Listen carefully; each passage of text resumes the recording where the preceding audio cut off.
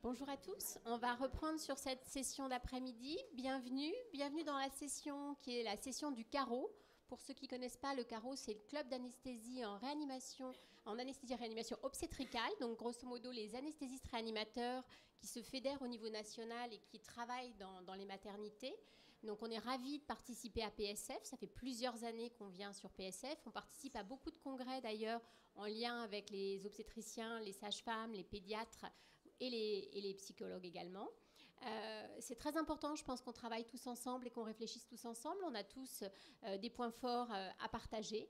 Donc on est venu aujourd'hui partager nos points forts. Et nos points forts, vous le savez, sont les prises en charge des situations à risque en maternité. Et donc cette année, pour les situations critiques, on vous proposera 3 thématiques différentes. Une autour de l'organisation, le leadership, la communication. Une autre autour de la césarienne code rouge, enfin les césariennes en urgence, pardon, et justement comment on communique au niveau de ces codes. Et enfin, les nouveautés dans la prise en charge de l'HPP.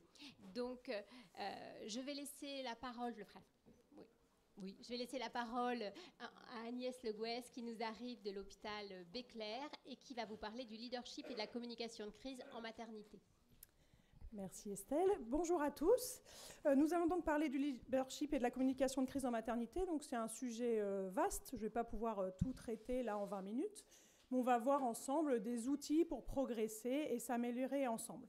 Donc comme l'a dit Estelle, je travaille à l'hôpital Béclair à Clamart et je suis aussi formatrice en simulation au Lab for Sims du Kremlin-Bicêtre. Alors je vais d'abord commencer par vous raconter une histoire. C'est l'histoire d'une HPP ou pas. Ça dépend du point de vue. Donc c'est l'histoire vraie d'une patiente qu'on nous a transférée. C'est une patiente qui a accouché. Et au moment de son accouchement, il a été noté par l'équipe d'obstétrique 700 ml de saignement. Ils ont donc débuté la prise en charge d'une HPP. Et donc l'obstétricien, il a fait sa révision utérine. Il a considéré, c'est ses notes, que l'hémorragie s'était arrêtée. Il a suturé son périnée, ce qu'il avait à suturer. Et puis... comme il persistait un petit filet, on imagine qu'ils ont quand même mis de la sulprostone à un moment, il a mis une sonde de tamponnement intra-utérin, et puis comme c'est la procédure dans son hôpital, il nous la transfère pour suite de la prise en charge parce que lui n'a pas d'embolisation. Donc on reçoit cette patiente, et quand on regarde les notes de l'anesthésiste, il a passé 1 g d'acide tranexamique, le sulprostone, 3 kg, 3 PFC, 3 g de fibri, il a vidé sa seringue d'éphédrine, il a vidé sa seringue de phényléphrine, et il a repassé 1 g d'acide tranexamique, et il estime les saignements à 3250 ml. On a un petit peu l'impression qu'ils n'ont pas pris en charge la même patiente, mais j'ai vérifié, c'était bien les bonnes notes des deux. Donc on peut imaginer qu'il y a eu un défaut de communication ou un défaut de leadership, peut-être même les deux, dans cette prise en charge. Alors là, l'histoire se finit bien, la dame va très bien, elle vous passe le bonjour. Mais on sait que dans la littérature, il y a des arguments, même des preuves, qui montrent que les défauts de communication ou les défauts de leadership sont associés avec des pronostics péjoratifs pour nos patientes. Donc c'est pour ça qu'on est là aujourd'hui, c'est pour travailler là-dessus. Et donc ce travail d'équipe est tellement important qu'il y a des procédures qui sont écrites, notamment ça c'est le programme Team Steps, aux États-Unis qui existe depuis 2008. En France, vous savez qu'on a le programme PACT. Je vous invite à regarder sur le site de l'HAS si vous ne connaissez pas. Et donc, ce sont des programmes qui visent à améliorer le travail en équipe. Et donc, ce que dit Team Steps, c'est que les résultats liés à l'équipe sont dus à plusieurs choses. Premièrement, la structure de l'équipe de soins. Donc, une équipe de soins, c'est les soignants, évidemment, mais c'est aussi le patient et les fonctions support. Et puis, des 4 compétences que vous voyez ici au centre, si j'ai une petite flèche, 4 compétences qu'on peut enseigner et sur lesquelles on peut travailler, que sont la communication, le leadership, le support mutuel et le monitoring de la situation. Donc, on va s'attacher aujourd'hui à regarder ces 2 compétences principales, la communication et le leadership. Alors, toujours dans ce programme Team Steps, si on regarde le rôle du leader tel qu'il est décrit, je vous liste tout, il doit organiser l'équipe, déterminer et articuler des objectifs clairs, c'est-à-dire le plan d'action, attribuer des tâches et des responsabilités, surveiller et modifier le plan et communiquer les changements, évaluer le rendement d'équipe et fournir de la rétroaction, gérer et allouer les ressources, favoriser le partage de l'information dans l'équipe, encourager les membres de l'équipe à s'entraider, faciliter la résolution de conflits dans un environnement d'apprentissage, favoriser un modèle de travail d'équipe efficace. Bon, je ne sais pas vous, mais moi j'ai plutôt envie d'être follower là, hein, parce que ça fait quand même beaucoup de choses à faire pour le leader. Et donc il va falloir évidemment travailler là-dessus et avoir des clés pour réussir à faire tout ça sous stress et en contexte d'urgence. Donc quels sont les outils du leader à sa disposition ? Premièrement, il va falloir définir qui est le leader dans la situation critique. C'est peut-être ce qui a manqué dans notre cas clinique. C'est souvent l'anesthésiste, mais ça peut bien sûr être l'obstétricien. Et on sait que dans les situations critiques d'anesthésie obstétricale ou de salle de naissance, c'est souvent les deux. C'est souvent un co-leadership qu'il va falloir apprendre à partager. Donc sur les outils du leader, je ne sais pas si vous connaissez ce diagramme des pilotes d'avion, qui récapitule un petit peu quelles sont les compétences des pilotes. Donc un pilote d'avion, il doit savoir piloter, évidemment. Il doit connaître les procédures, comment je fais pour atterrir quand j'ai un feu de moteur. Et puis, il doit avoir le CRM. Le CRM, c'est le Crew Resource Management, ça veut dire comment je gère l'équipage, comment je gère l'environnement autour de moi, en faisant de la prise de décision, en gérant la charge de travail, en ayant conscience de la situation, en faisant un bon leadership et en organisant le travail d'équipe, et en assurant la communication. Donc vous voyez que tous ces éléments du pilote, de ces compétences, on peut le transposer facilement pour les anesthésistes ou pour les obstétriciens. Et donc on a nécessité, pour avoir un bon leader, d'avoir une association de compétences à la fois techniques, je sais faire les gestes, je sais intuber, je sais poser un ballon de tamponnement intra-utérin, je connais les protocoles, c'est-à-dire je connais la procédure en cas d'hémorragie du postpartum. Et puis, j'ai aussi le CRM, qui cette fois-ci n'est pas crew, parce qu'on ne s'occupe pas d'un équipage d'appareils, mais Crisis Resource Management, qui est l'ensemble des compétences non techniques dont va avoir besoin le leader pour pouvoir gérer la situation de crise. Et ce sont les mêmes, finalement, notamment la conscience de la situation, qui est une des compétences fondamentales du leader dans nos gestions de situations de crise. Et puis, vous voyez, au milieu, il y a un petit item auquel on accorde peu d'importance, mais qui est très important en aéronautique, et je pense que c'est aussi très important dans nos métiers, c'est la connaissance de soi. La connaissance de soi, c'est savoir reconnaître qu'on est fatigué, savoir reconnaître qu'on a faim, qu'on est perturbé par des choses qui sont passées à la maison. Voilà, avoir conscience de ça afin de faciliter la prise en charge des situations critiques. Donc vous voyez, le leader, c'est un ensemble de savoir-être et de savoir-faire qu'il va falloir acquérir. Alors, est-ce que c'est utile d'avoir un bon leader en gestion de situation de crise ? Bien, vous voyez, cette étude, c'est de la réanimation néonatale. Ils ont filmé de la réanéonate dans la vraie vie, d'accord ? Des vraies situations cliniques de réanimation néonatale. Vous savez que c'est très codifié, ils ont lu le corps, ils ont un chrono, donc c'est facile de savoir si on est bon ou pas quand on filme ces situations. Donc, ils ont revu les vidéos par 4 experts indépendants. Et ce qu'ils ont obtenu, c'est une courbe dose-réponse, comme ça. Plus le score non technique est élevé, plus la réanimation du nouveau-né est efficace. Donc, quand les équipes qui ont un haut niveau de compétences non techniques ont un risque relatif multiplié par 5 d'avoir une performance clinique élevée par rapport aux équipes qui ont moyennement performé. Et les deux paramètres les plus corrélés à cette performance clinique, donc à cette bonne réanimation néonatale, c'était le leadership et la qualité du travail d'équipe. Donc l'importance d'avoir un leader efficace dans ces situations. La bonne nouvelle, c'est qu'on peut s'entraîner à être un bon leader, donc c'est rassurant. On n'est pas obligé d'apprendre ça sur le tas, on peut s'entraîner. Ici, ils ont pris 45 équipes de 4 membres et ils ont randomisé les leaders pour recevoir une formation sur ces compétences non techniques ou pas. Donc c'est seulement les leaders qui ont été formés, finalement, à être des bons leaders. Et ils les ont fait passer sur des scénarios d'arrêt cardiaque simulés. Et ils ont regardé les effets de cette formation du leader sur les compétences techniques, c'est-à-dire combien de temps ils mettent pour masser, est-ce qu'ils adhèrent bien au protocole, et sur les compétences non techniques, le type et le taux de verbalisation du leader. Donc ce qu'ils ont remarqué, c'est les équipes dont le leader était entraîné au CRM avaient une meilleure performance de toute l'équipe dont il s'occupait, une meilleure adhésion aux guidelines, et le leader avait un meilleur comportement, les ordres étaient directs, il y avait une meilleure anticipation, une meilleure répartition des tâches. Donc, par la simulation notamment, on peut se former et apprendre à être un bon leader et progresser sur les CRM. Donc, vous le savez, en maternité, il y a souvent un double leadership.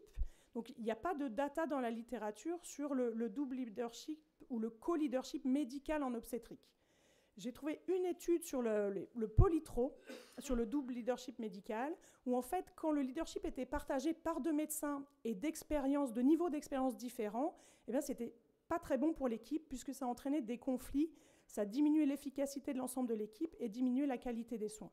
Donc ça, c'est des arguments sur l'importance de la communication entre ces deux leaders qui se partagent le co-leadership, et notamment de faire des points d'étape à intervalles réguliers. Je pense que c'est ce qui a manqué dans le cas clinique que je vous ai rapporté. Faire des points d'étape à intervalles réguliers, surtout si le gynécologue ou l'anesthésiste ne sont pas en retrait, s'ils sont partie prenante de la situation clinique. Donc vous voyez l'importance de la communication quand on est en co-leadership. Donc ceci m'amène dans une transition habile au reste de mon propos. La communication dans situation de crise. Qu'est-ce que la communication? C'est un processus structuré par lequel l'information est échangée de manière claire et exacte entre les membres de l'équipe. Mais vous savez qu'entre ce qu'on veut dire d'un bout à l'autre et ce qui est répercuté de l'autre côté, il y a beaucoup d'informations qui sont perdues et il y a beaucoup de temps d'échange où on peut se tromper et mal comprendre ce qui est dit ou ce qu'on a voulu dire. Donc comment on peut faire pour améliorer cette communication, surtout en situation de crise? Eh bien, 3 façons de faire. On peut standardiser la communication, on peut s'entraîner à avoir une bonne communication, et on peut créer un climat qui va favoriser cette communication. Alors, comment on peut standardiser la communication? Encore une fois, je ne peux pas tout détailler, c'est quelques outils, mais je vous invite à 2 lectures.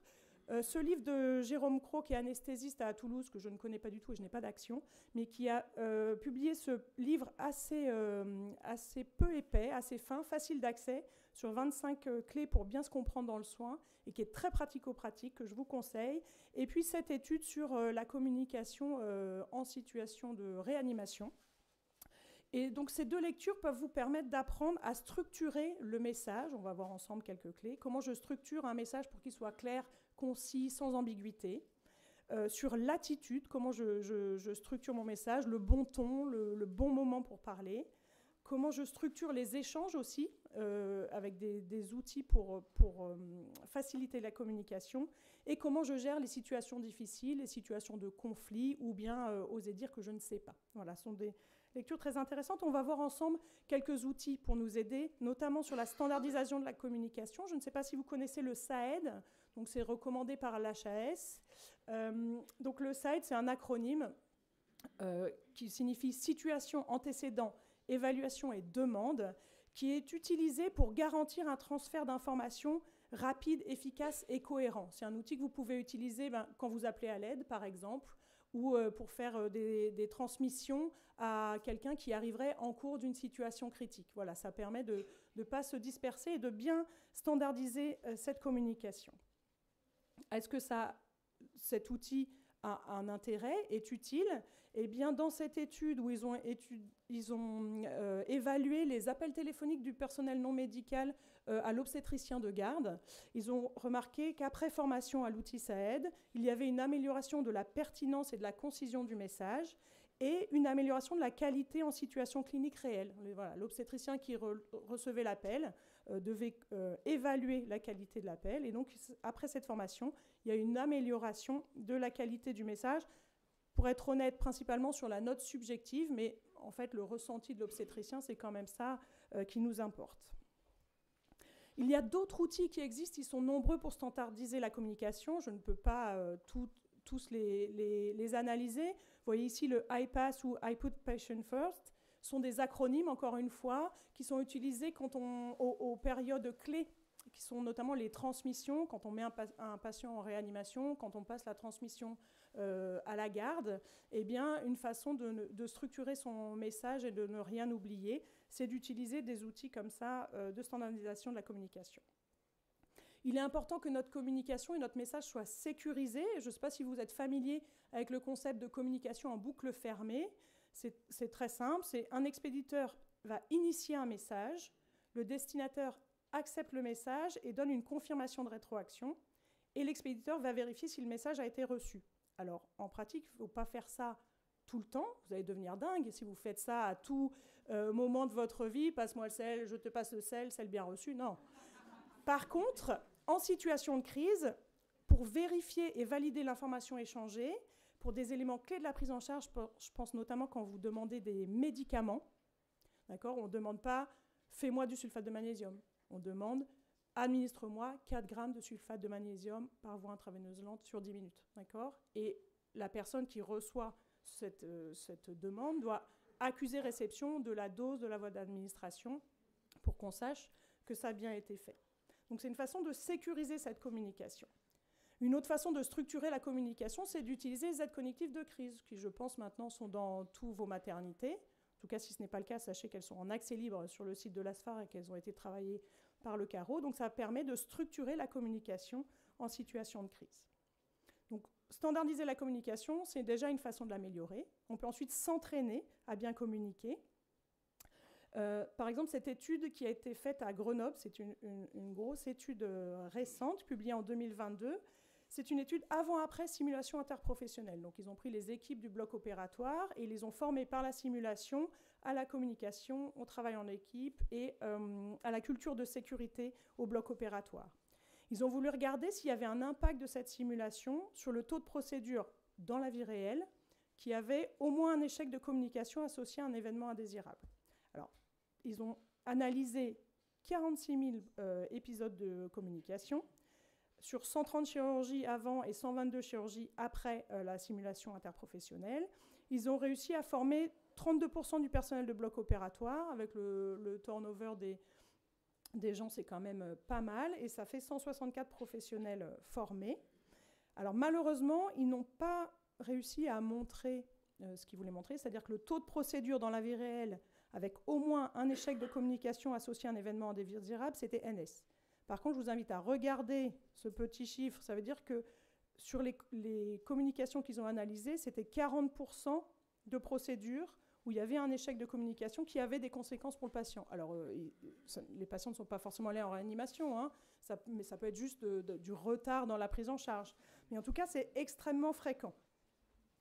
Par contre, ce qu'ils ont pu montrer dans cette étude, c'est que le taux d'échec de communication était supérieur avant formation. C'est qu'ils ont amélioré les scores de travail en équipe dans la vie réelle, hein, dans la deuxième période, que le leader était clairement identifié plus fréquemment après cette formation, que le score de travail en équipe était plus élevé quand le leader était clairement identifié, donc encore un argument pour penser que c'est important de désigner le leader. Et puis, puisqu'on était dans une culture de sécurité, la checklist de l'HAS était lue à haute voix plus fréquemment après formation aux professionnels. Donc on peut se former à améliorer la communication et encore une fois, la simulation a toute sa place. Pour améliorer cette communication, il va falloir créer un climat qui va favoriser cette communication. Pourquoi ? Parce que les obstacles à la bonne communication sont nombreux. C'est le Team Steps qui en liste quelques-uns, le manque de temps, la hiérarchie, la charge de travail, tout ça, c'est le bruit ambiant. Il y a beaucoup de raisons pour lesquelles la communication peut ne pas se faire dans ces situations critiques. Donc évidemment, instaurer un climat qui favorise la communication, c'est bien sûr le calme, hein, c'est plus facile de s'entendre si personne ne crie, mais ce n'est pas suffisant. Il faut essayer d'éviter l'interruption de tâches et cultiver le oser dire. Le oser dire, ça veut dire que dans les équipes où il y a un très grand gradient hiérarchique, les gens ne vont pas oser interrompre souvent le senior pour donner une information qui pourtant pourrait être capitale dans la prise en charge. Donc c'est important de laisser une place au oser dire dans nos équipes pour favoriser la communication. On peut aussi sanctuariser des temps d'échange pendant lesquels la communication va être facilitée, va être importante, notamment l'occasion de faire un briefing d'équipe au début de prise en charge. C'est le but d'ailleurs de la checklist de l'HAS au bloc opératoire, hein. C'est de faire un transfert du maximum d'intervention à l'ensemble de l'équipe en informant sur le statut actuel, les menaces éventuelles, le plan d'action, les plans B. C'est souvent le leader qui l'assure, mais ce n'est pas obligatoire. Le but est d'amener toute l'équipe au même niveau de connaissance, d'avoir une bonne conscience de la situation, non seulement du leader, mais de l'ensemble de l'équipe. Et c'est encore important de renforcer le oser dire dans ces moments-là. L'autre moment où on peut faciliter la communication, c'est qu'on peut faire des temps morts pendant la prise en charge. Ça, c'est les anesthésistes anglo-saxons qui ont un petit peu cette culture-là. l'idée, c'est de faire un temps mort comme au basket. Hein. On fait une petite pause, 10 secondes pour sauver 10 minutes, qui permet, encore une fois, de partager la conscience de la situation par l'ensemble de l'équipe.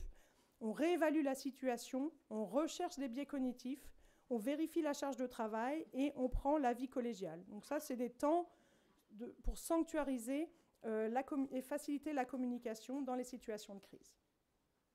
Donc en synthèse, sur le leadership et la communication en situation critique, je vous propose cette étude récente qui a essayé de comprendre quelle était la corrélation entre le management médical et le travail en équipe multidisciplinaire dans des situations obstétricales. Donc ils ont pris des équipes multidisciplinaires qui ne se connaissent pas et ils leur ont fait faire des simulations haute fidélité d'urgence obstétricale. Les équipes ont été évaluées par des observateurs. Ils ont évalué la qualité du travail en équipe, le management médical, la communication et la performance médicale d'équipe. Donc, ils ont quand même formé 354 équipes sur 1564 simulations. Donc, un gros travail qui a été fait de formation.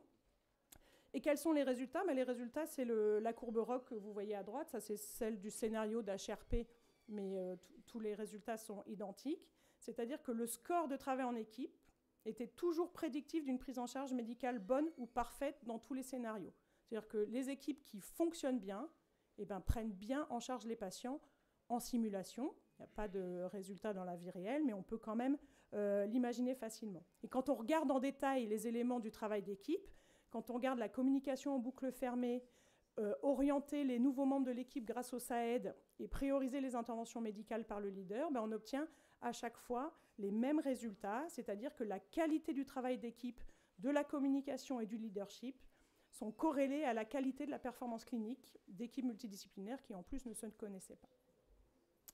Donc en conclusion, sur le leadership et la communication de crise en maternité, qu'est-ce qui fait que les équipes en maternité sont efficaces et sûres ? Eh bien, des comportements très simples, s'entraîner en équipe, désigner un leader pour chaque situation critique ou un co-leader, si c'est une situation critique qui implique aussi l'obstétricien, et c'est le plus souvent le cas, maintenir une conscience de la situation, utiliser les aides cognitives, communiquer efficacement de façon claire, ciblée et sécurisée en utilisant les outils à disposition, et dans un climat qui favorise le oser dire. Je vous remercie.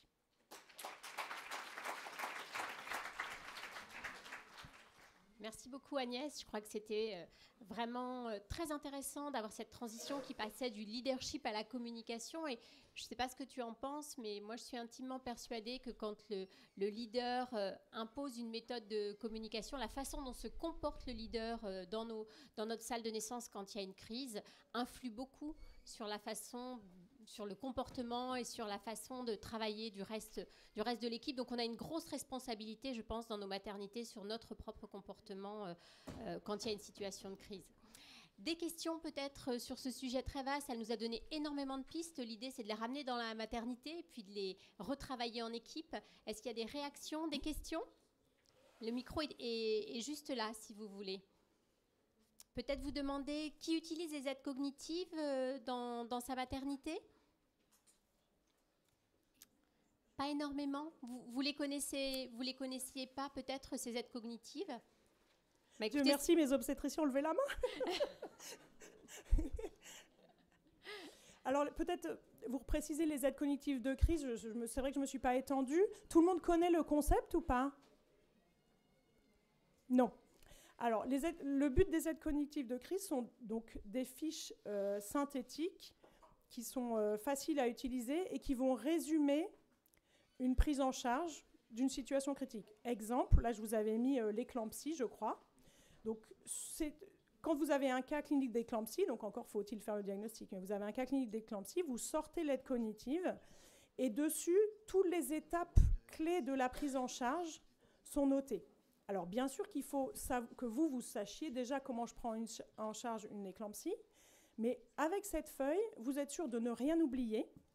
Vous êtes sûr que tout est fait au bon moment et vous êtes sûr que toute l'équipe est d'accord sur ce qui est à faire et dans quel ordre. Donc en fait, ce n'est pas un aveu de dire « Oh là là, l'éclampsie, je ne sais pas faire ». Parce que c'est ce que les gens craignent en disant « Non, mais j'ai pas besoin, je vais pas sortir une fiche, on va croire que je ne sais pas faire ».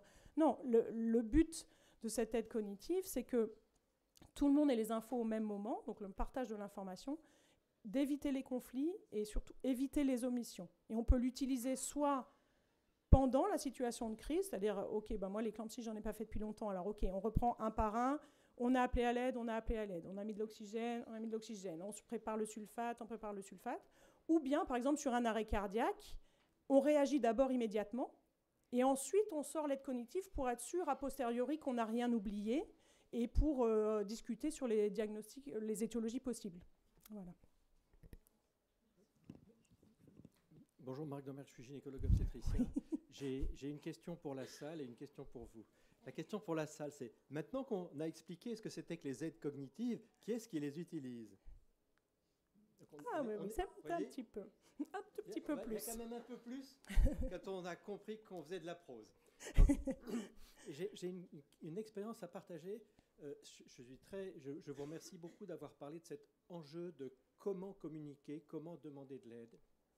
Et je dois dire que dans mon expérience d'équipe, on est un petit peu en échec parce qu'à chaque fois qu'on a essayé de dire, voilà, il faut poser les questions de manière standardisée, ne pas dire, il y a besoin d'une péri en salle, mais dire, Madame X, chambre numéro 6 à tant de centimètres, etc. On est en échec parce que on me renvoie dans les dents que c'est puéril, que c'est scolaire, etc. Qu'est-ce que vous auriez comme truc pour faire passer ce message qui paraît simple? Et moi, j'ai pas réussi dans mon service à le mettre en place. Alors, l'espoir qu'il y a, c'est que les jeunes infirmières ou les jeunes infirmiers anesthésistes ou les internes sont de plus en plus formés, heureusement, à toutes ces compétences non techniques que nous, on a appris, enfin moi en tout cas, sur le tas. Donc ça va peut-être finalement venir, entre guillemets, de la base et de la jeunesse qui monte, j'espère. Après, il y a des études qui montrent qu'il y a un intérêt à faire ça. Et je pense que si les médecins, parce que c'est souvent nous qui sommes à réceptionner l'appel, sont convaincus de l'utilité, en faisant reformuler au moment de l'appel, en disant pas OK, j'arrive, avec un appel raté, mais en disant attends, j'ai besoin de savoir qui est cette patiente et pourquoi. À force de se l'entendre redire au téléphone, eh ben, peut-être que ça va finir par rentrer et que spontanément, ils vont prendre le pli. Et puis le dernier point, enseigner, c'est répéter. Donc voilà, essayer de refaire des formations à intervalles réguliers sur ce type d'appel. Mais je pense que quand nous, on accepte que l'appel soit pourri et qu'on dit, bon, ok, de toute façon, je viens, je m'en fous, on ne les aide pas à progresser. Il faut essayer de, par téléphone, leur dire, non, j'ai besoin d'autres informations, c'est pas suffisant ce que tu m'as dit. Voilà. Ouais. Un petit retour d'expérience également, quand on a changé la procédure d'appel en urgence et qu'on a mis un appel groupé pour appeler en même temps toutes les spécialités au moment soit d'une hémorragie, soit d'une césarienne code rouge, on a donc formé le personnel et on a affiché au-dessus du téléphone de la salle commune, on a affiché le moyen qu'on avait choisi qui n'était pas spécialement ça aide, mais le moyen d'appel en mettant voilà ce qui doit être dit à chaque fois puisque le message s'enregistre et on raccroche. Donc il était impératif à ce moment-là que le message soit correctement enregistré, que ce ne soit pas un viens vite, ça va mal. Moi j'avais juste...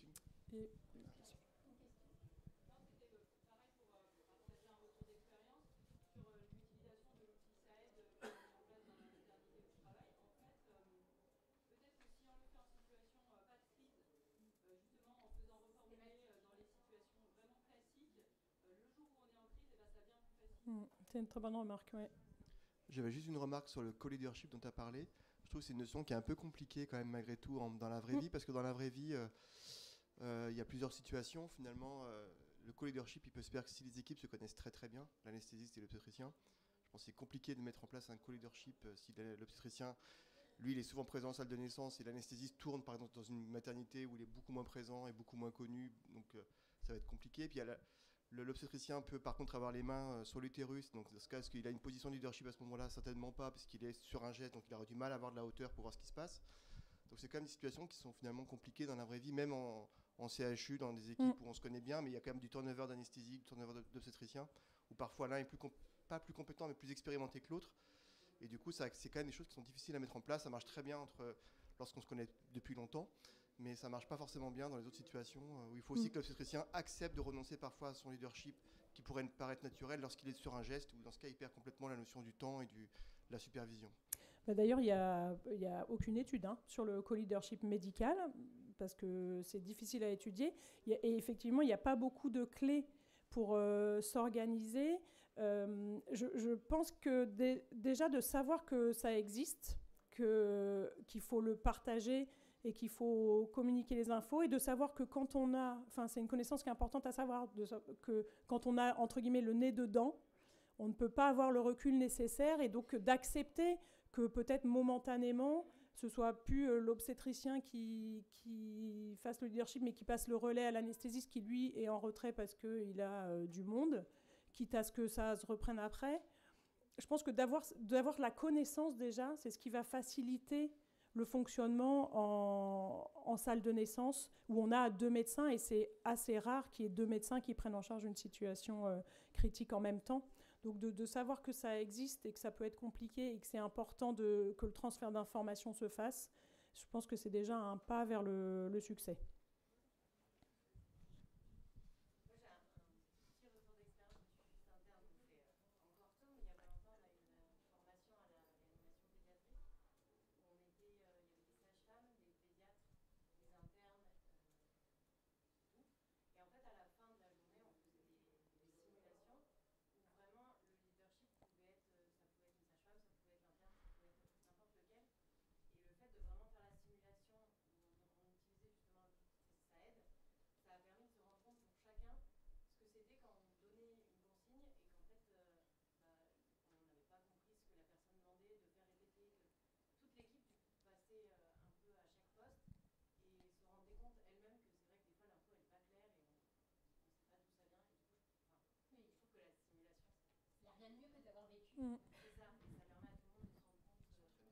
La simulation, oui, ça permet de s'entraîner à ça, et je suis d'accord de réaliser la charge sur le leader qui n'est pas toujours évidente pour les gens, et ça les pousse du coup à structurer mieux leurs appels et leurs messages en situation critique. Avec la situation, on le voit beaucoup s'améliorer, ça. Et avoir un retour en direct du leader pour dire trop d'infos ou j'ai pas compris. Voilà. Bien, merci Agnès. On va devoir enchaîner par un topo suivant. Donc une présentation faite par le professeur Dominique Chassard qui travaille à l'hôpital Mère-Enfant à Bron. Et donc toujours sur cette thématique un peu de communication, mais cette fois plus focalisée sur la césarienne, avec effectivement ces notions de code de communication, donc un point un peu plus spécialisé sur la problématique de la césarienne urgente, avantages et limites des codes de communication. Bonjour à tous. D'abord, je suis très heureux de voir que la salle est bien pleine. C'est un beau succès déjà d'organisation. Alors ensuite, c'est vrai que ma présentation va un peu se recouper ce que vous avez présenté, donc l'orateur précédent. Mais je pense que c'est bien de répéter certaines choses, car on découvre petit à petit que la communication, c'est peut-être aussi important que le geste technique. C'est peut-être même parfois plus important que le geste technique. Alors, pourquoi sans doute on m'a demandé donc un petit peu de faire cette présentation? Il y a 2 raisons. Enfin, on a 2 challenges importants au cours des césariennes code rouge. C'est qu'il faut sortir cet enfant. Mais toutefois, il ne faut pas prendre de risque maternel non plus. En particulier, si on est obligé de réaliser une anesthésie générale qui est considérée comme parfois une anesthésie à risque, en extrême urgence. Donc c'est vraiment important d'évaluer au plus juste donc, le risque fœtal avant de prendre cette décision. Il y a quand même d'autres circonstances où le risque maternel est aussi important que le risque fœtal. Je donne l'exemple des hémorragies, par exemple. Eh bien, l'enfant est menacé parce que l'hémodynamique n'est pas correcte, mais la mère aussi est menacée de son côté. Donc, il y a des situations parfois un petit peu différentes. Les challenges sont différents. Alors, si on regarde cette diapositive, certains vont se reconnaître. En fait, l'équipe, elle est mixte. Il y a d'un côté le gynéco-obstétricien, Et de l'autre côté, il y a l'anesthésiste. Et c'est vrai, je pense que de manière un peu inconsciente, l'anesthésiste voit surtout le côté maternel, je pense. Bien sûr qu'on pense aussi à l'enfant. Et l'obstétricien, il pense surtout à extraire l'enfant.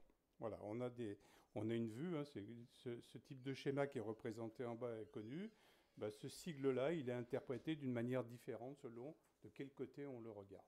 Donc on n'a pas toujours la même vision et les mêmes objectifs lorsqu'on travaille ensemble. Et puis il y a aussi un adage qui est certainement vrai, hein, c'est assez facile. Tout ce qui est bon pour la mère, c'est habituellement bon pour le fœtus. Hein. Mais, à contrario, tout ce qui est mauvais pour la mère, attention, ça peut être aussi très mauvais pour le fœtus. Donc il faut que chaque membre de l'équipe réfléchisse bien. Alors, dans l'urgence, il faut savoir communiquer. Donc on en a déjà un petit peu parlé, par un code simple si possible, parce que les choses simples, ça se comprend facilement. Mais si on regarde un petit peu aussi la partie droite de la diapositive, communiquer, il faut savoir s'organiser entre soignants. Et je pense que l'exemple le plus parlant, moi je ne suis pas un fanat de course de Formule 1, je vous rassure tout de suite, mais si on regarde ce qui se passe dans les paddocks, hein, il y a des équipes d'une vingtaine de personnes. En 5 secondes, ils changent les 4 pneus, ils font le plein d'essence, ils nettoient la lunette du conducteur, enfin ils font tout en 5 secondes. Pourquoi ? Parce qu'on a affaire à des spécialistes, donc les spécialistes c'est nous, les gynéco-obstétriciens et l'anesthésiste, mais surtout, il y a un leader, là qui est ici, qui supervise tout le monde et qui est capable d'organiser les choses et de dire « attention, toi tu vas passer vite, toi tu vas trop vite, tu fais autrement », etc.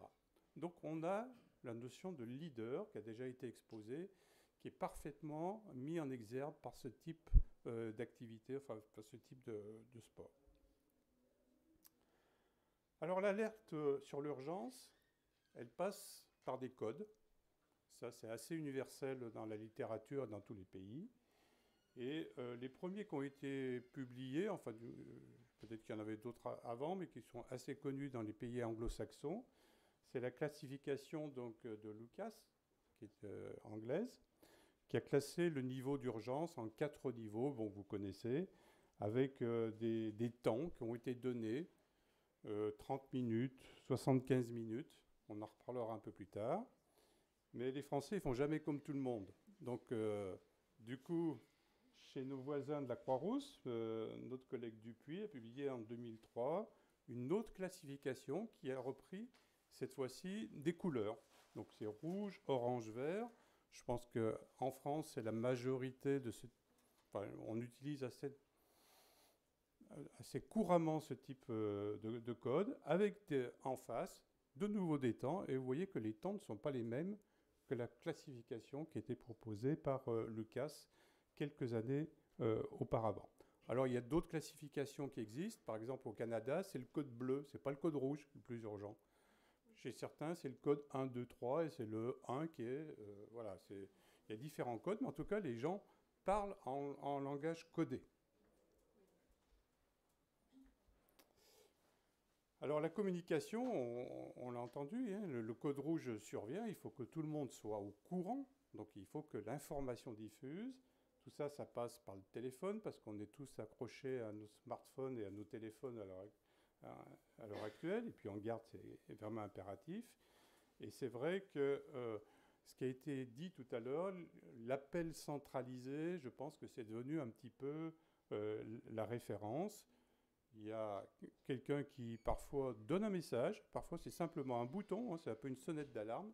Il appuie sur un bouton, ça envoie un signal, code rouge, salle d'accouchement, tout le monde se met en branle et descend rapidement dans la salle d'accouchement. Pendant ce temps-là, on a prévu, sans communication forcément, parce que nous, les anesthésistes, ce qui nous intéresse, c'est de réaliser une anesthésie, si possible, une loco-régionale plus qu'une anesthésie générale.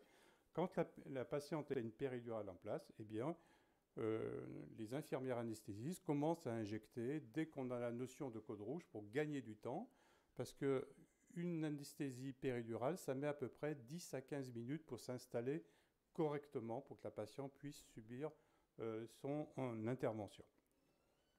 Donc il y a toute une procédure qui est derrière ce petit bouton d'appel. Alors les codes couleurs, ça a beaucoup augmenter la rapidité d'action de nos procédures. Vous avez cette étude qui a été faite ici. On voit que sur différents temps, on peut gagner 3 minutes, 4 minutes, mais le temps, on le gagne surtout sur le transfert. Alors, les grosses maternités, elles sont assez bien organisées, elles ont la salle d'accouchement, et le bloc, souvent, est à 5 mètres, 10 mètres de la salle d'accouchement. Donc, ça va assez vite, on peut transporter les patientes assez vite. Mais dans d'autres structures, parfois la maternité, eh bien, la césarienne va se faire dans un bloc qui est contigu du bloc central ou ailleurs, et ça peut prendre un peu de temps. Il y a parfois même des ascenseurs, ça peut arriver, enfin bon. Et c'est là-dessus que l'on peut gagner beaucoup de temps. Alors ce fameux intervalle d'extraction de l'enfant, c'est vrai qu'on est très focalisé là-dessus. Vous avez vu tous les codes, toutes les classifications ont donné des temps d'intervention qui sont variables d'un pays à l'autre. Il faut quand même faire attention à ça. Pourquoi ?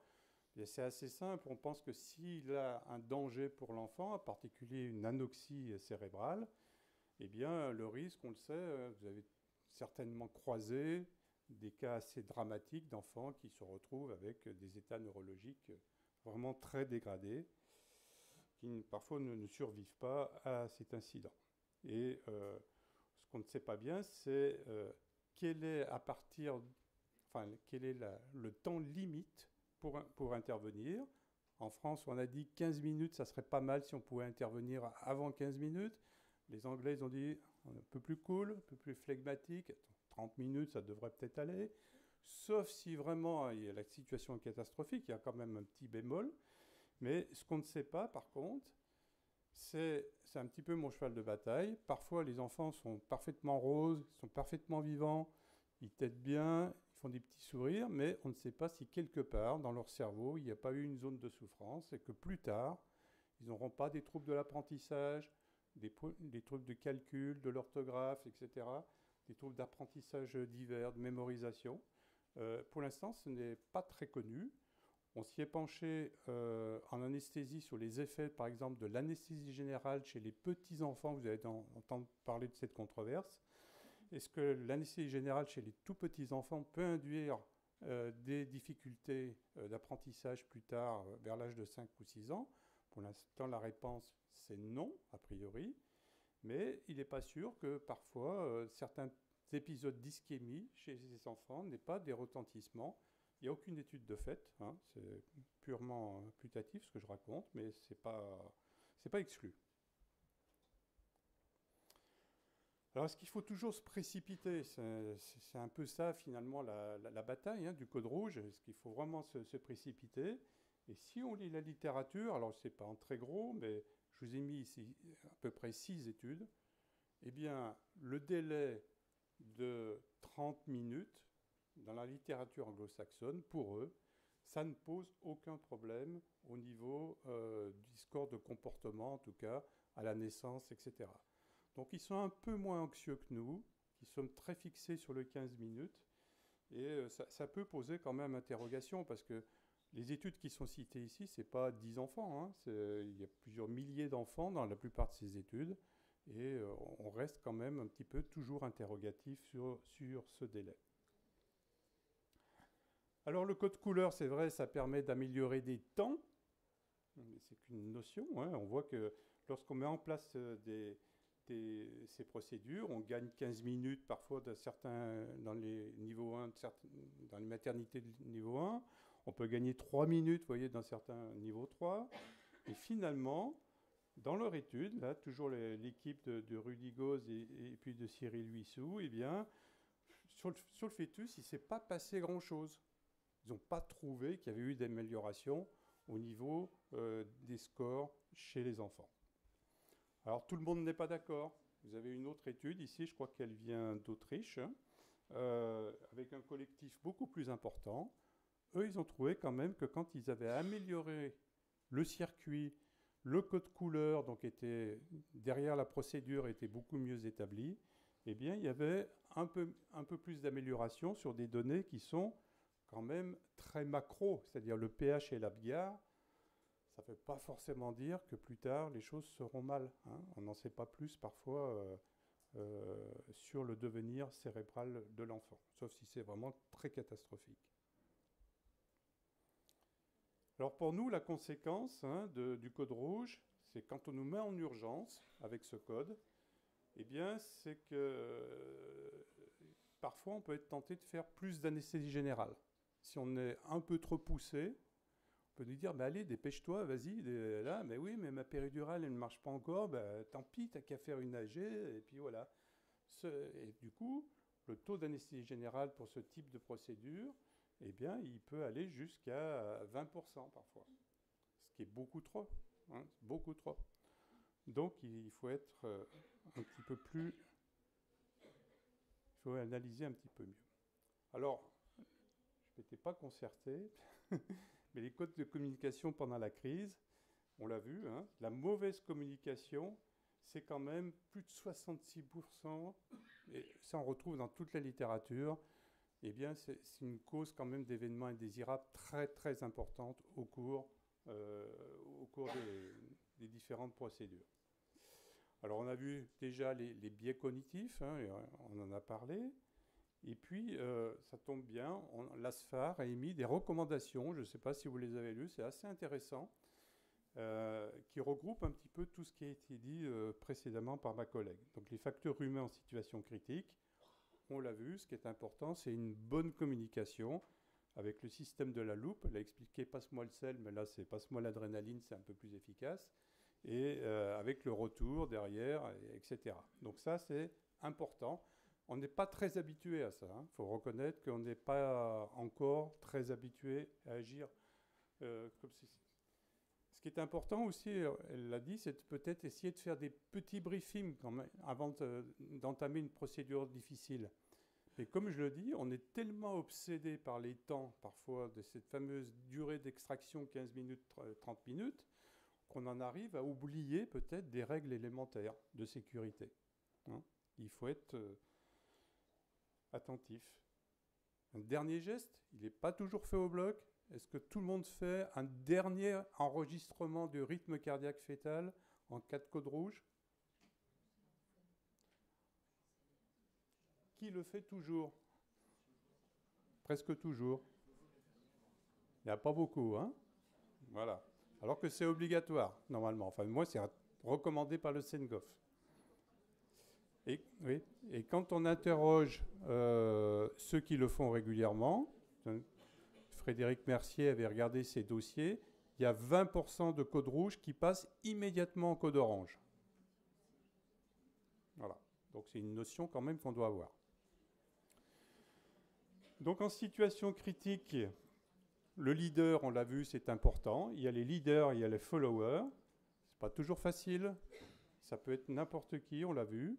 C'est n'importe quel acteur. Il faut pas... voilà. Et puis la discussion...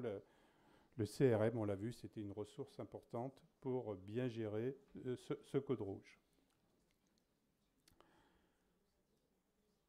Alors, l'entraînement aussi, on l'a vu, la simulation, c'est un autre point fort qui ressort dans ce catalogue de bonnes choses à faire. On a parlé, donc ici, donc c'est les aides cognitives. Là, c'est l'arrêt cardiaque, on en a parlé tout à l'heure.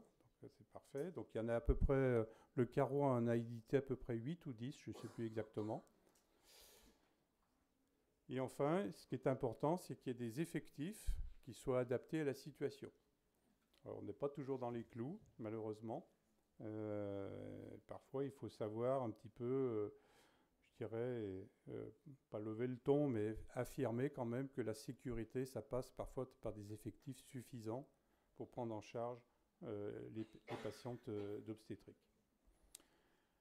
Alors, j'ai essayé de faire une conclusion sur ce thème. Donc, les avantages d'un code d'urgence, c'est que le code couleur, ça sensibilise le personnel médical et paramédical donc à la durée d'intervention, si possible la plus courte possible. Donc ça nous a mis dans la tête qu'il fallait s'organiser. Ça nous oblige à des objectifs de performance et surtout d'organisation spatiale. On l'a vu, c'est là-dessus qu'on peut gagner du temps assez facilement et ce n'est pas au détriment, je dirais, de la communication entre les différents acteurs. Donc ça, c'est un point important, je pense, du code d'urgence. Alors, les inconvénients, c'est que le code couleur, ça ne signale pas toujours la nature, la possible réversibilité, ni la personne concernée par la crise. Moi, ça m'est arrivé, ça sonne, code rouge, on descend, qui sait? Elle était là depuis 2 heures, voilà, ça s'est mal passé. Ah bon, ben voilà, on la prend au dernier moment. Donc évidemment, on n'est pas très à l'aise. L'infirmière a déjà injecté dans la péridurale. On découvre complètement la patiente alors qu'on est dans un code d'urgence, une situation de crise. Donc vous imaginez que ce n'est pas très confortable pour l'équipe. Alors, le code couleur, justement, peut faire ignorer les autres aspects du travail en équipe. Ça peut être tellement simplifié, tellement automatisé qu'on en arrive à même plus discuter. Donc, attention à ça. Et puis, je pense qu'on nous a tellement répété qu'il y avait des temps attachés à ces codes de couleur, qu'ils étaient réglementés, 15 minutes, 30 minutes, qu'on peut parfois se précipiter. Et que ça peut nous pousser à réaliser des anesthésies générales complètement inutiles. Et je réinsiste de nouveau sur le monitoring au dernier moment, la discussion qui permet parfois de réévaluer le dossier et de prendre donc de bonnes décisions. Donc comme je l'ai dit, la précipitation, ça vient du diable, et la réflexion vient de Dieu. Voilà. Alors, une dernière diapositive. Donc ce qui est important dans les situations de code rouge, avant, c'est de travailler en simulation en équipe, organiser tous les espaces de travail, la continuité des soins. Il faut des procédures écrites et connues de chacun. L'appel centralisé avec code, c'est bien, mais si on peut modifier le message chaque fois, ça c'est encore mieux, comme on l'a dit. Et pendant la crise, eh bien, un petit briefing quand même, avant de commencer à faire la césarienne. Si possible, désigner un leader. Alors parfois, ça se fait naturellement, mais ce n'est pas toujours le cas. Il faut bien, à 3 heures du matin, se dire, est-ce que je ne suis pas dans mon tunnel de réflexion et que je n'ai pas un biais cognitif important? Il faut savoir utiliser les aides cognitives, la close loop, si possible, et puis éviter les interruptions de tâches. Et puis après, il faut continuer. C'est un exercice qui ne s'arrête jamais. Il faut débriefer les dossiers. Alors généralement, c'est bien fait. Ne pas hésiter à faire des RMM très souvent sur l'ensemble des codes rouges qu'on peut avoir, parce que c'est là où on découvre que finalement, l'indication, elle n'était pas aussi formelle que ça, etc. Que, par contre, on a bien travaillé ce temps-là, un peu moins bien ce temps-ci, etc. Voilà ce que je voulais vous dire au sujet des codes couleurs et de la communication qui est autour de ces codes. Merci.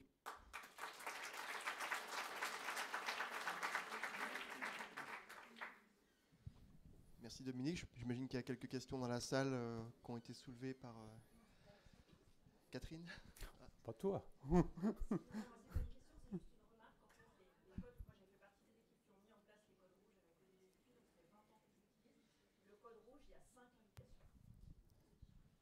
Oui. On a repris avec une thèse d'une interne il y a une quinzaine d'années, Fanny Bloch, sur quand on reprenait tous les codes rouges, il y a un tiers de codes rouges qui sont des bonnes indications, un tiers qui ne sont pas des indications de code rouge, et un tiers qui sont fluctuantes, où on prend en compte l'expérience de l'opérateur, le moment de la journée, s'il y a beaucoup de travail, si c'est la nuit, etc. Mais il y a très très peu d'indications de code rouge. Oui, donc nous, on essaye de reprendre toutes nos indications et de les rediscuter. Normalement, le taux, il devrait être inférieur à 10%. Des césariennes en urgence. Oui, c'est ça. Voilà. 5%. Ouais. 5. Mais il y a la procidence du cordon, l'arrêt cardiaque maternel, la forte suspicion de rupture utérine. C'est surtout sur les troubles du rythme où parfois il y a la bradycardie de plus de 10 minutes. Oui. Donc il faut quand même attendre avant de passer en code rouge. Et j'avoue que nous, dans ces situations-là, on ne refait pas d'enregistrement du rythme cardiaque. Une procidence du cordon, on y va. On ne va pas réenregistrer derrière. La sage-femme, elle a la main dans le vagin de la dame. L'indication est formée. Non, pas obligatoirement. Voilà.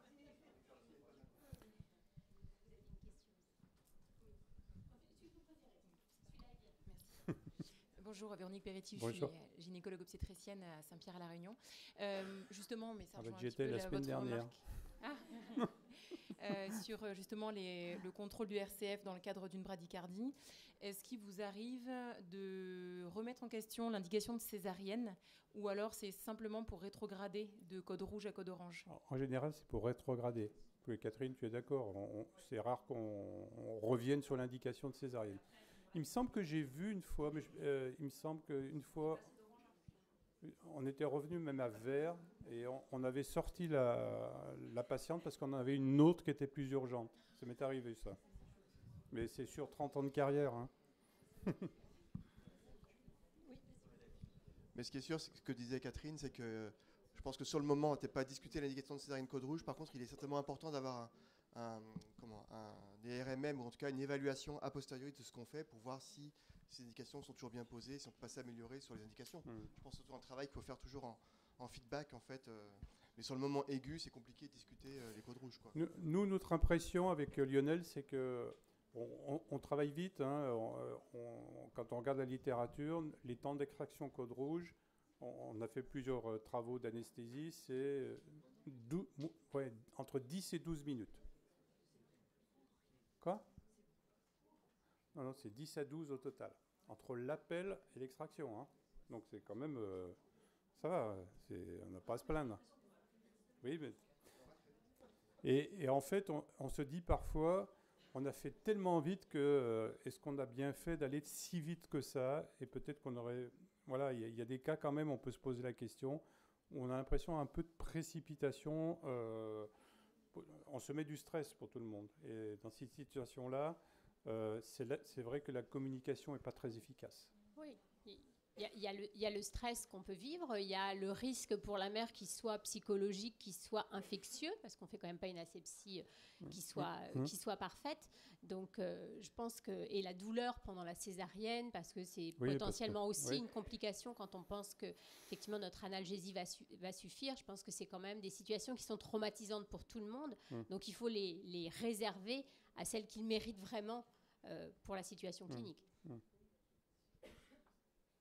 Ça fait réagir d'autres gens dans la salle? Non? On va peut-être te remercier beaucoup, Dominique. Avant d'enchaîner, merci encore. Juste avant d'enchaîner avec Max, qui va nous informer des nouveautés dans la prise en charge des HPP, j'ai un service à vous demander. Vous travaillez dans beaucoup de maternités différentes. Au sein du Carreau, on essaye de mener une enquête sur les parturientes critiques, justement ces patientes qui font des complications pendant leur accouchement, et plus particulièrement sur ce qu'on appelle les soins critiques, qui sont soit la réanimation, soit les soins intensifs. Et on voudrait comprendre comment les gens s'organisent, à quel service vous avez accès. Donc, vous trouverez à la sortie... Il y a des petits flyers, c'est pas du tout développement durable, mais j'ai pas trouvé mieux. Si vous pouvez le ramener dans votre maternité, peut-être le confier aux anesthésistes pour qu'ils y répondent, parce que souvent c'est eux qui orientent les patientes, ou y répondre si vous pensez que vous êtes certain des réponses. Ça nous rendrait un grand service. Donc soit vous venez jusqu'à nous en prendre ici, soit dehors, les messieurs l'ont à la sortie. Je compte sur vous, on compte sur vous. Donc maintenant, je passe la parole à Max Gonzalez, qui va nous faire... Max travaille ici même, à Lille. Il est très investi et dans sa maternité et dans le Carreau, et qu'il soit ici remercié de notre part. Et il va vous parler des nouveautés dans la prise en charge de l'HPP en 2023. Merci Max. Merci Estelle, merci à tous. Merci pour cette invitation et un sujet très vaste, puisque effectivement l'échographie, l'Eurothem et le Cell Saver pourraient déjà en soi nous occuper longtemps. Et donc du coup, je vais essayer de donner des messages plutôt pratico-pratiques en essayant de m'appuyer sur des éléments de littérature les plus synthétiques et les plus marquants possibles pour pas que ça soit trop long et que ça reste intéressant pour tout le monde. J'ai pas de conflit d'intérêt pour la thématique, donc je vais commencer dans l'ordre par l'échographie. Alors effectivement, il y a plein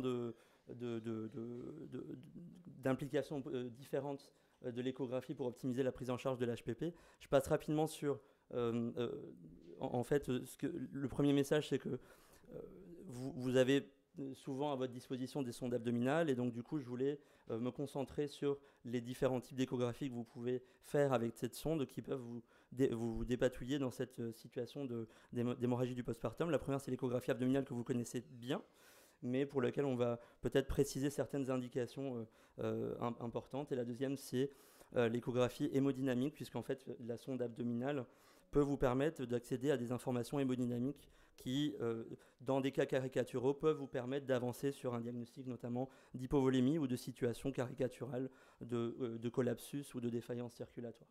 Alors, je ne vais pas évoquer aujourd'hui aux grandes dames de nos modérateurs, notamment l'échographie gastrique, parce que ça sort un peu du champ, ça nous intéresse beaucoup, nous, mais effectivement, en contexte d'hémorragie du postpartum, ça peut nous aider à évaluer le risque d'inhalation en cas de nécessité, par exemple, de faire une révision utérine sous anesthésie générale. Si j'avais eu le temps, j'en aurais dit un peu plus, mais je ne vais pas en parler plus.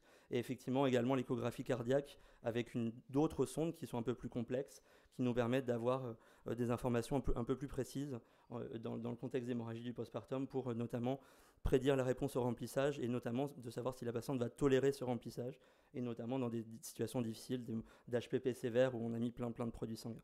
Alors pourquoi l'échographie abdominale est-elle si importante dans l'HPP ? À mon sens, l'élément principal, c'est de revenir au dernier rapport sur la mortalité maternelle du triennum 2013-2015. Pourquoi ? Parce qu'en fait, il y a eu, parmi les 22 décès du triennum par hémorragie, il y avait, dans 75% des cas, c'était dans le cadre d'une césarienne en urgence. Et dans un tiers de ces cas, il y avait une plaie chirurgicale péropératoire. Et vous savez que dans cette enquête, il y a une grande part qui est liée à l'évaluation de l'évitabilité. Et en fait, on se rend compte que une grande partie de ces décès étaient considérés comme évitables. Et l'évitabilité était souvent liée à un retard diagnostique sur une hémorragie non extériorisée. Donc on a fait beaucoup de progrès sur l'atonie, sur les saignements extériorisés, mais les hémorragies occultes prennent beaucoup de place dans cette mortalité-là. Et donc en fait, l'une des conclusions de la partie hémorragie de ce rapport était que devant tout signe d'appel, tachycardie, hypotension, malaise, douleur abdominale en post-opératoire de césarienne, et ben effectivement, il fallait penser à un hémopéritoine méconnu et de réaliser l'échographie abdominale que vous faites régulièrement, mais je me permets d'insister sur ce point pour rechercher donc du coup un épanchement intra-abdominal méconnu. Donc vous savez, dans l'espace de Morrison, on peut avoir des épanchements de moyenne abondance, de plus grande abondance, mais c'est des signes d'appel qui peuvent en tout cas mettre en route l'artillerie, en tout cas mettre en branle l'équipe pour essayer d'arriver rapidement à une hémostase et d'éviter la coagulopathie et la pérennisation de l'hémorragie. Voilà.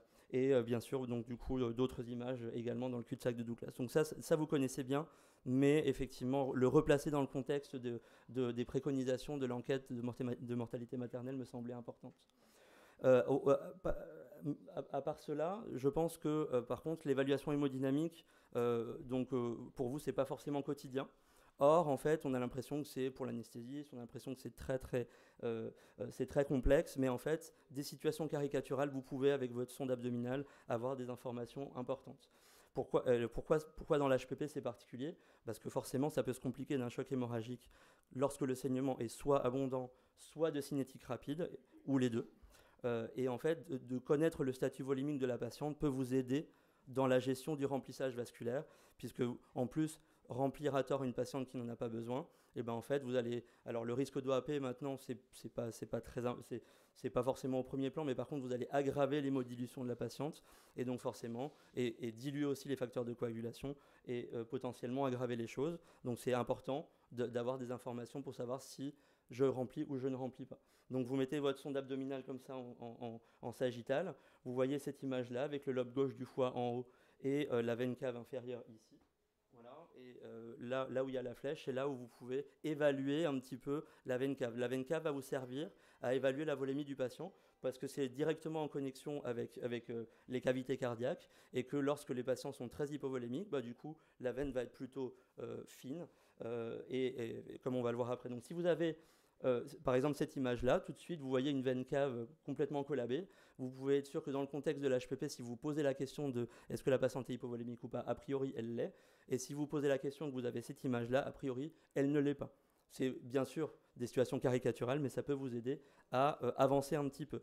Alors autre chose, l'évaluation cinétique est importante. Donc là vous voyez une veine cave qui est ce qu'on appelle collapsible à l'inspiration. Pourquoi ? Parce que quand vous inspirez, vous créez une dépression intrathoracique et donc le sang il fait voilà comme ça et lorsque vous êtes hypovolémique et ben forcément en inspirant hop la veine cave se collabe et donc c'est un signe aussi probablement d'hypovolémie chez votre patiente.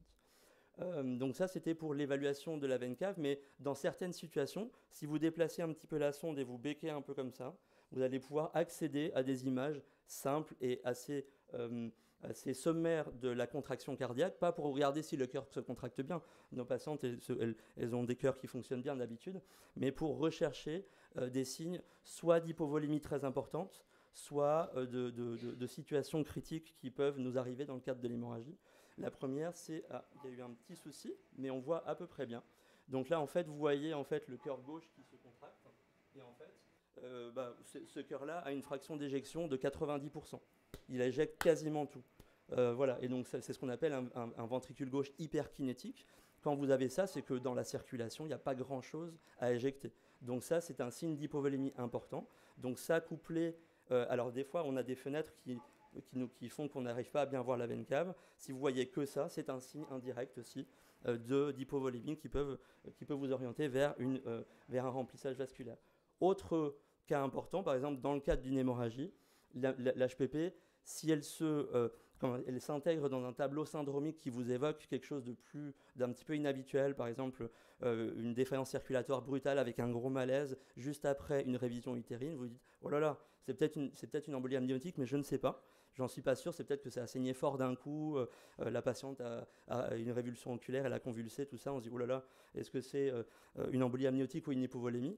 Eh bien, si vous mettez votre sonde et vous voyez un gros cœur droit dilaté avec éventuellement des images anormales à l'intérieur des cavités droites qui évoquent éventuellement du matériel amniotique en transit, eh ben ça vous oriente vers une embolie amniotique. Pourquoi ? Parce qu'en fait, vous savez, l'embolie amniotique, c'est pas qu'il y a une très grande quantité d'embolie de liquide amniotique qui part dans la circulation pulmonaire et qui bouge tout. En fait, c'est une réaction anaphylactoïde en réponse au passage de cellules amniotiques qui font que les artères pulmonaires vont se constricter et il va y avoir une hypertension artérielle pulmonaire, un gros obstacle pour le ventricule droit. Et c'est pour ça que vous avez des dilatations comme ça qui montrent en fait la défaillance du ventricule droit. Et si en plus vous avez du matériel amniotique que vous visualisez, ça peut vous orienter dans le cadre de l'HPP pour déclencher un petit peu une armada de prise en charge qui va être complètement différente que dans le même cas avec une patiente complètement hypovolémique, avec un VG qui fait comme ça, une veine cave qui est toute plate. Voilà, donc c'est des choses simples qui me semblaient importantes à rappeler dans le contexte de l'HPP. Alors on va passer à un deuxième sujet qui est très, très large également, c'est la place du ROTEM. Alors je ne pourrais pas tout vous dire, donc j'ai essayé d'être synthétique. Le ROTEM, donc c'est une évaluation délocalisée de la coagulopathie. Et vous savez que dans l'HPP, il y a souvent une coagulopathie associée, mais pas toujours. Et en fait, il y a plein d'intérêts à l'évaluation par le ROTEM, puisque cette coagulopathie, donc, elle peut arriver, mais elle est inconstante et elle peut compliquer l'HPP par consommation, mais elle peut aussi précéder l'HPP, notamment dans l'embolie amniotique, dans l'HRP, où en fait la coagulopathie va être majeure et très rapide. La coagulopathie va pérenniser le saignement, donc ça veut dire que du coup, si vous avez un moyen de dépister, de traiter précocement la coagulopathie avec un appareil délocalisé, ça peut influer sur la gravité de l'HPP. Les causes de la coagulopathie peuvent être en plus très diverses, et vous allez voir que le ROTEM peut vous orienter sur le type d'étiologie de la coagulopathie. Et en l'absence d'une réponse rapide, il peut être difficile de prendre des bonnes décisions. D'autre part, si vous mettez certains types de traitements comme le fibrinogène, les PFC, les plaquettes, à l'aveugle et que ça s'avérait inutile, ça peut être délétère pour la patiente, en plus du coût économique. Et cette coagulopathie, en plus, peut évoluer rapidement. Donc, surveiller son évolution et contrôler rapidement l'effet des traitements et l'évolution naturelle de cette coagulopathie, elle peut être très importante.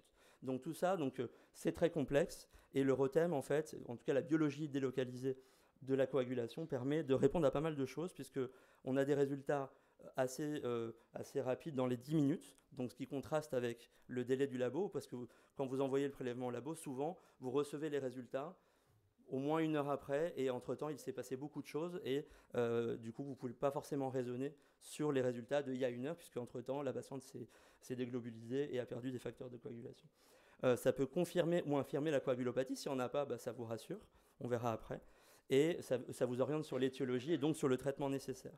Donc le ROTEM, c'est quoi ? C'est vous prélevez du sang total sur un tube bleu, un tube citraté, vous allez mettre dans une cupule, d'accord, où le sang va coaguler, il y a un caillot qui va se former.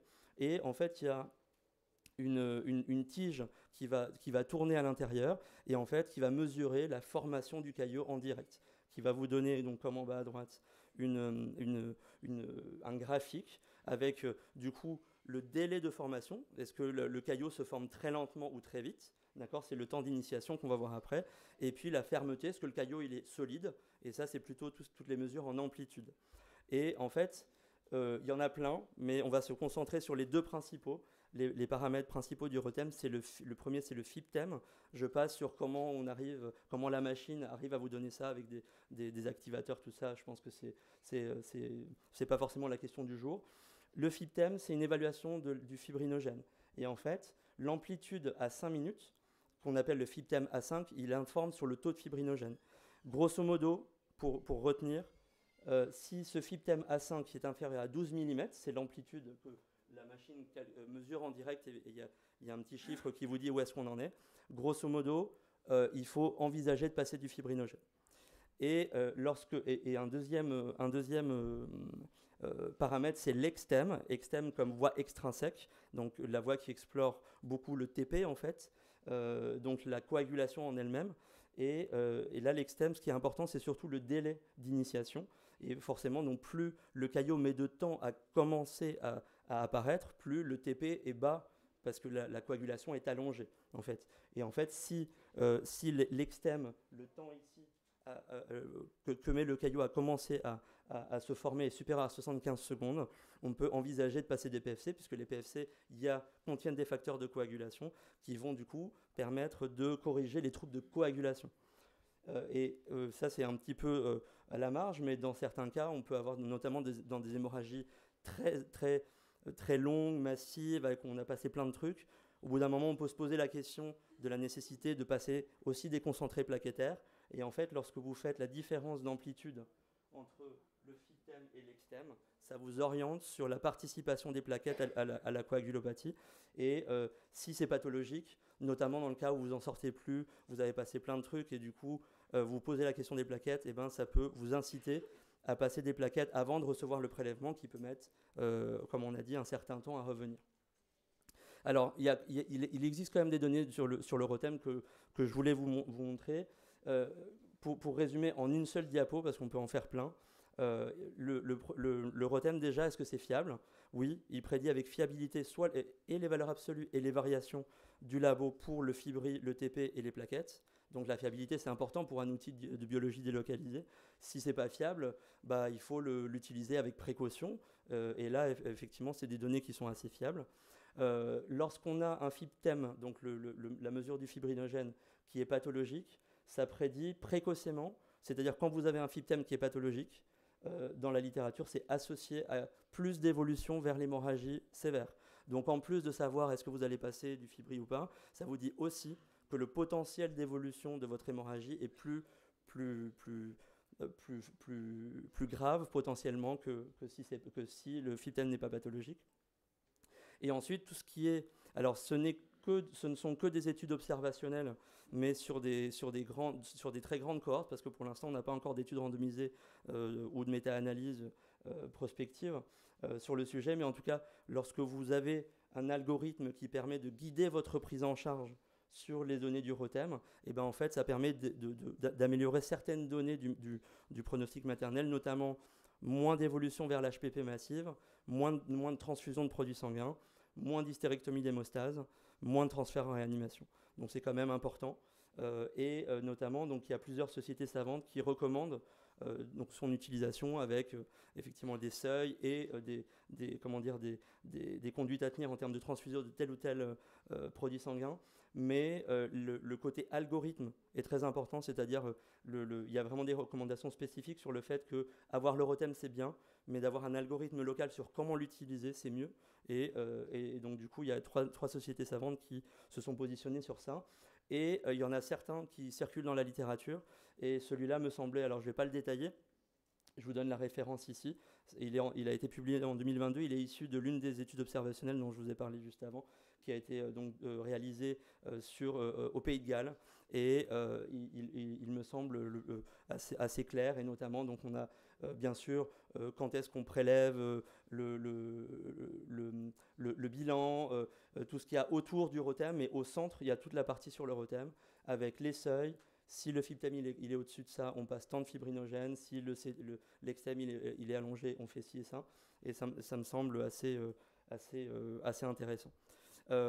Si on passe un petit peu à la pratique, donc imaginons, c'est un cas qui est un petit peu fictif, mais c'est pour illustrer aussi l'intérêt du ROTEM dans la durée d'une même patiente. Vous savez très bien que l'HPP ne va pas être la même dans les 30 premières minutes que 2 heures après, que 6 heures après.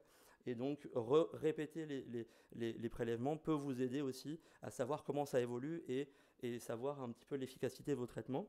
Et ben, par exemple, sur cette patiente-là, une HPP sur atonie utérine, on est à 1200, on a passé 2 grammes de calcium et 1 gramme d'hexacyle.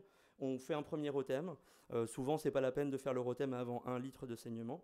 Mais là, on est à 1200, ça peut se justifier, surtout qu'a priori, le saignement n'est pas la cause du saignement n'est pas encore contrôlée.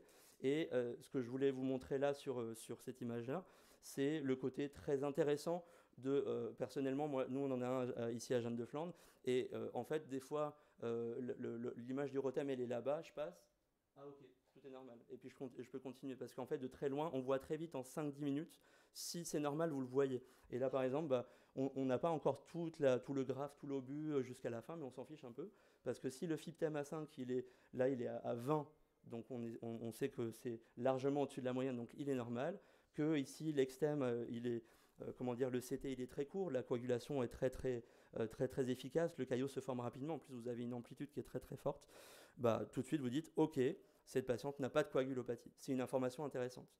Après, la même patiente peut évoluer, et par exemple là, la même patiente, on est à 2200 ml de saignement, on a repassé 1 gramme d'hexacyle, puisque certaines sociétés savantes recommandent de refaire 1 gramme d'hexacyle si le saignement n'est pas contrôlé 30 minutes après la première injection d'hexacyle.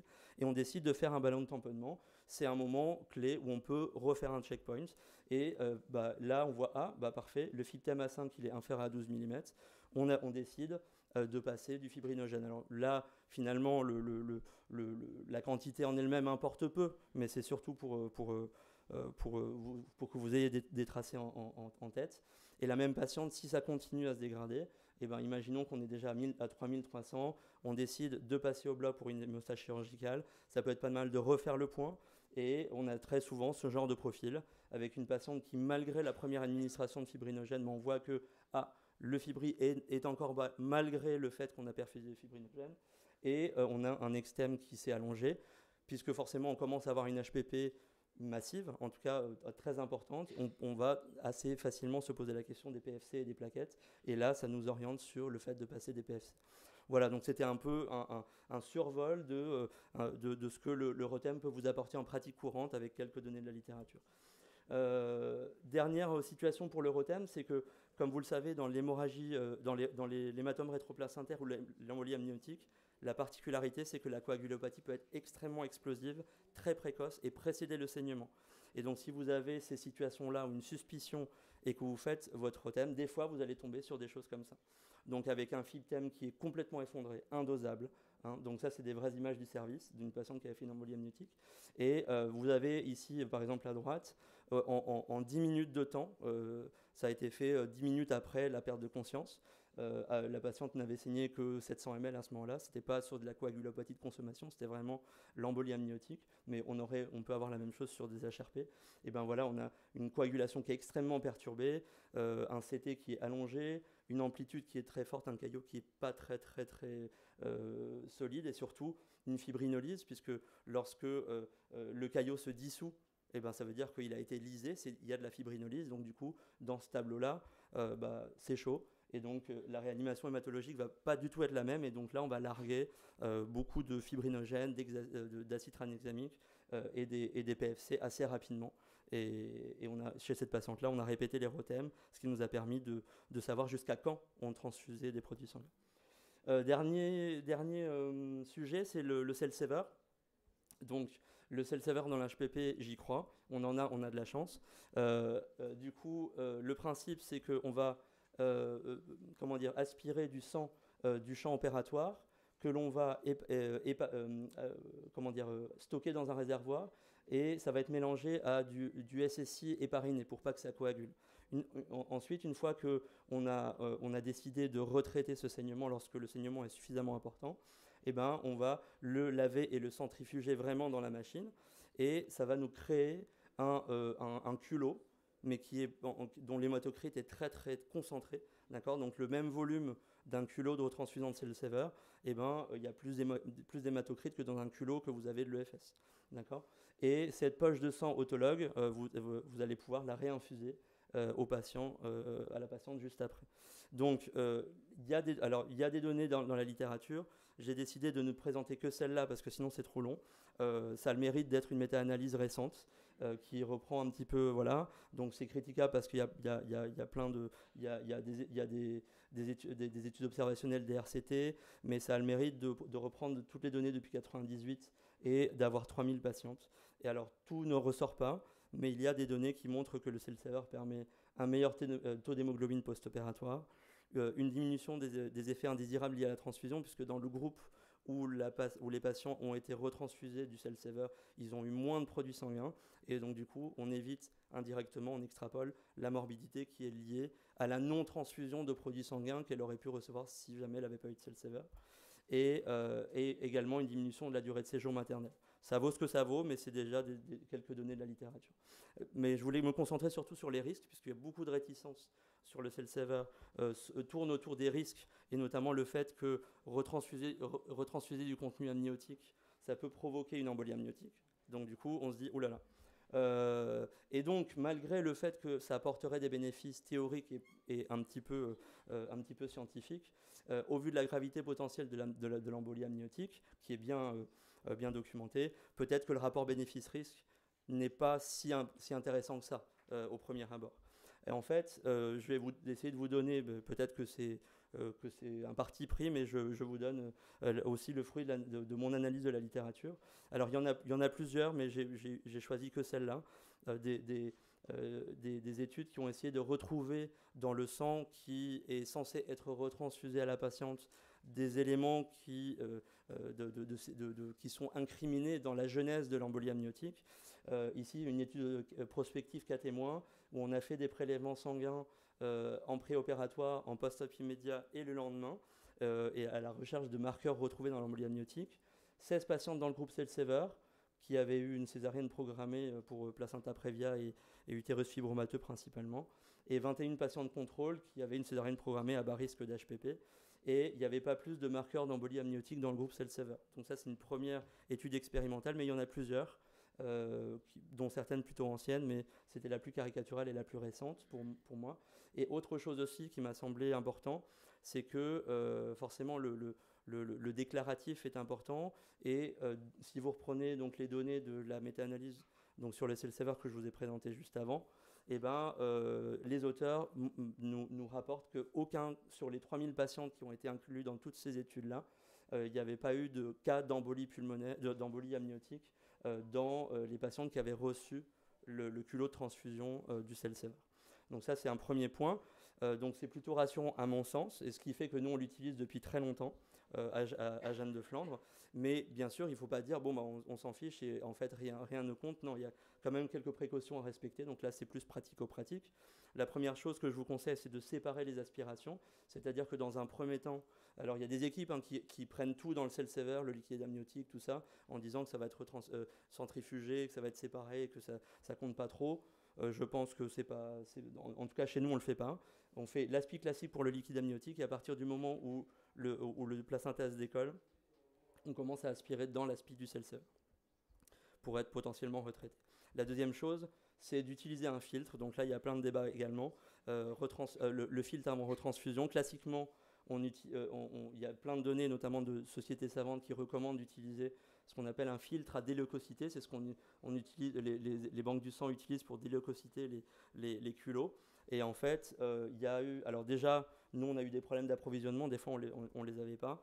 Et surtout, il y a pas mal il y a une trentaine, je crois, de cas dans la littérature où le fait d'utiliser le filtre avait entraîné des épisodes d'hypotension. Alors, il n'y a pas forcément de lien intuitif, mais en fait, il y a des auteurs qui incriminent des phénomènes de cytokines, etc., qui peuvent être à l'origine d'hypotension. Et ces hypotensions étaient réversibles lors du changement du filtre pour un autre. Donc c'est plutôt ça. Et dans notre maternité, et ce qui se fait de plus en plus aussi dans la littérature, c'est de remplacer ce filtre par ce qu'on appelle un filtre 40 microns, qui filtre effectivement les petites particules, et il est de plus en plus utilisé depuis 10-15 ans. Et la dernière précaution, c'est que en fait, vous allez retransfuser du sang maternel, mais dans lequel il y a quand même jusqu'à 1,5% de globules rouges fétaux dans le sang retransfusé, ce qui fait que si votre patiente est de rhésus négatif, souvent on l'oublie parce qu'on est un peu dans le jus, c'est le cas de le dire, et bah, du coup il faut administrer du Roflac, et surtout de faire donc le principe c'est d'administrer du Roflac, mais combien, bah, du coup vous connaissez bien, il y a des données pour effectivement recommander de faire un CLIOR pour guider la dose nécessaire. Voilà, alors pour qui, j'en ai pour 5 minutes. Donc grosso modo c'est plutôt en césarienne, on ne va pas parler de voix basse mais on peut en parler après si vous voulez, il n'y a quasiment pas de données. Il y a des indications médicales, le refus de transfusion, donc ça c'est classique, les témoins de Jéhovah, l'accès difficile oculo-sanguin, donc tout ce qui est rail positive, rare, les groupes rares et les impasses transfusionnelles. Je passe un peu vite mais le plus important c'est surtout les indications obstétricales parce que dans l'HPP c'est surtout celles-là qui vont nous intéresser. Donc tout ce qui est donc placenta préviale, anomalie de localisation placentaire, tous les troubles du spectre du placenta accreta, les antécédents de rupture utérine et l'HRP si vous pouvez. Voilà, sans oublier que en fait, et ça c'est très important, on a parlé de l'hémopéritoine au tout début de l'intervention, et ben en fait c'est une indication intéressante puisque dans une étude qui a été dirigée par Catherine Barret, qui est notre référente du Cell-Saver depuis très longtemps. Ils ont fait une étude rétrospective sur 293 patientes qui ont été retransfusées entre 2007 et 2018 chez nous. Et on voit qu'en fait, l'indication la plus rentable du Cell-Saver, c'est les reprises pour hémopéritoine. Dans 77% des cas, eh ben, l'utilisation du Cell-Saver qu'on met à chaque fois a permis d'avoir suffisamment de sang dans la machine pour faire une retransfusion et que la patiente bénéficie d'une partie de ce sang. Donc là, c'est un cas que moi j'ai eu. Voilà, une patiente qui a fait, après une césarienne programmée, une HPP sur un décollement vésico-utérin un petit peu hémorragique. Voilà, quelques heures plus tard, malaise tachycardie. On met en évidence un hémopéritoine important. Et les reprises, saignement total 5 litres. Et ben, du coup, on avait récupéré 3,8 litres d'hémopéritoine dans le Cell-Saver. La patiente n'a pas été transfusée en globules rouges. Donc ça vaut ce que ça vaut, mais c'est un exemple personnel. Et dernière chose aussi, c'est qu'aussi vous pouvez aussi penser à l'utiliser lorsque en fait rien ne le prédisait, mais que voilà, ça vous arrive, ça nous arrive à tous d'avoir une césarienne qui n'était pas prévue et pouf, saignement à l'hystérotomie, plaie, etc. Souvent, ce qui se passe, c'est qu'en fait, on a l'impression que lorsqu'on a le Cell-Saver, c'est que c'est en fait non, là ça va être trop compliqué, il faut tout monter, on a plein de choses à faire, donc en fait on finit par ne pas l'utiliser. Mais ça, Catherine, chez nous insiste beaucoup sur ça. En fait, vous allez voir que en fait, le plus important, c'est lorsque vous avez tout votre matériel dans une boîte et que vous mettez les choses principales, et ben en fait, ça prend que quelques minutes. Il faut juste mettre le sérum hépariné, le relier au bocal, fixer à l'aspi, vous donner l'aspi. Et en fait, tout le reste, ça vient après. Le plus important, c'est que le sang n'aille pas dans le champ, dans votre bocal d'aspiration, et qu'il aille là-dedans. Et après, on réfléchit. Et en fait, finalement, quand on a ce réflexe, on peut monter assez rapidement le Cell-Saver sur des situations inopinées. Et voilà, donc on commence à avoir un peu de recul pour envisager une généralisation plus importante en obstétrique. Donc pour l'instant, c'est qu'en césarienne, mais quelques éléments en voix basse. Donc utile en programmé lorsque l'HPP est hautement prévisible, mais aussi sur un saignement inopiné, soit en cours de césarienne, soit sur une reprise pour hémopéritoine. Et comme les indications restent peu fréquentes, il y a aussi la problématique de comment on fait pour l'avoir facilement. Je vous propose, quand c'est possible, d'envisager par exemple de mutualiser son utilisation dans le cadre d'un bloc central ou d'un bloc de chirurgie gynécologique. On peut en avoir régulièrement besoin, notamment pour les GEU, qui est une bonne indication également. Merci.